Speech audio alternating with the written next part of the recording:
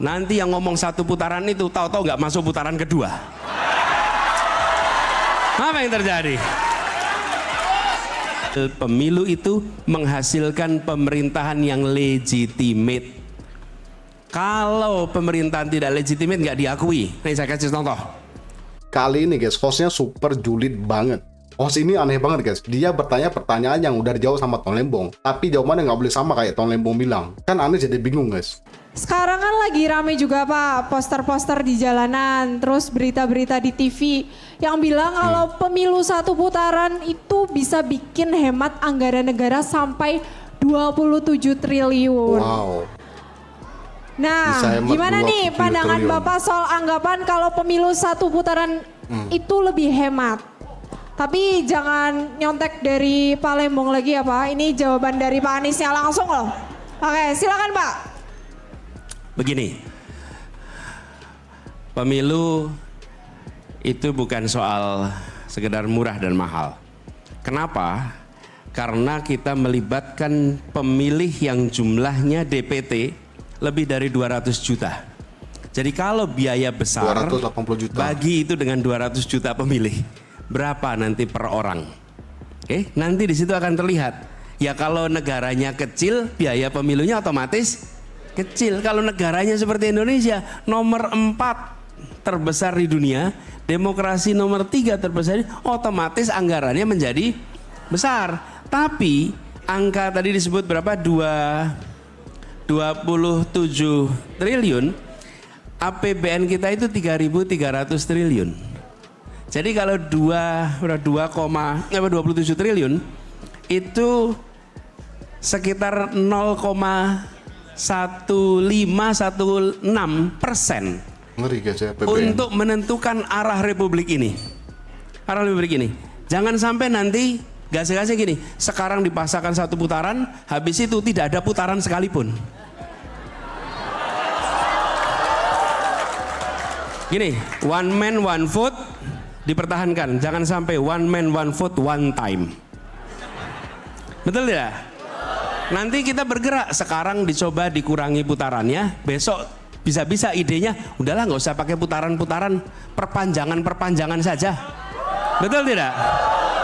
Jangan mendahului kemauan rakyat, oke? Nanti yang ngomong satu putaran itu tahu-tahu nggak masuk putaran kedua. Apa yang terjadi? Tahu-tahu nggak masuk putaran kedua. Jadi jangan pernah ojo ngege mongso, tak? Apa ngege mongso itu? Apa tuh, Yang guys? gege mangsa ya di sini sih.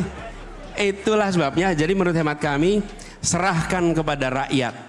Rakyat yang akan menentukan satu putaran atau dua putaran. Jangan sekali-sekali mencoba ngajari rakyat, karena rakyat kita barangkali lebih cerdas dari yang mau coba mengajari itu. Oke? Yang kedua, rakyat akan menentukan pilihannya, karena itu dijaga.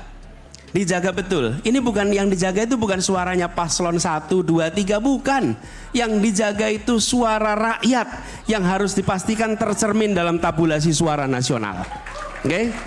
Jadi saya melihat ini bukan soal murah dan mahal, tapi ini soal bagaimana hasil pemilu itu menghasilkan pemerintahan yang legitimate. Kalau pemerintahan tidak legitimate nggak diakui. Nih saya kasih contoh.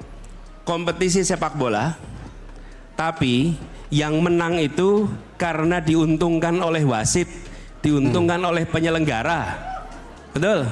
Nanti ketika dia terima trofi dengan tidak percaya diri.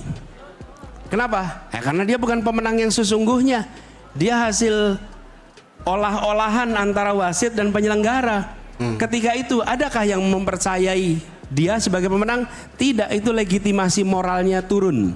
Kita ingin pemilu yang legitimasi legalnya kuat, legitimasi moralnya kuat, sehingga dia bisa menjalankan pemerintahan dengan baik untuk manfaat kita semua. Itu jawabnya. Oke. Wah, kali ini jawaban Anies ngeri banget guys ya. Ditanya host bahwasanya pemilu satu putaran itu bisa hemat triliunan rupiah guys. Tapi jawaban Anies beda banget guys. Anies bilang kita mengikuti kemauan rakyat, bukan kemauan sendiri. Jangan sombong sebut satu putaran, karena bisa jadi nanti nggak lewat di putaran kedua. Wah, ini ngeri guys. Jadi menurut Anies, 1 putaran atau 2 putaran itu rakyat yang menentukan guys. Jadi jangan pernah gigi mongso, kata Pak Anies. Serahkan pada rakyat. Rakyat yang menentukan gitu guys ya. Jadi guys, menurut Anies bahwasanya pemilu itu adalah menentukan kemenangan yang legitimate guys. Kemenangan yang penuh wibawa dan penuh integritas guys ya. Nggak cawi-cawi guys. Ini benar-benar sangat keren banget. Bagaimana menurut kamu guys? Silahkan berikan tanggapan, sanggahan, opini, dan kritik. Biar orang-orang tahu kan, biar orang-orang semua tahu dan jadi referensi guys. Oke guys, saya kira cukup sekian dulu video ini dan terima kasih udah nonton sampai akhir. Sampai jumpa lagi. Wassalamualaikum warahmatullahi wabarakatuh.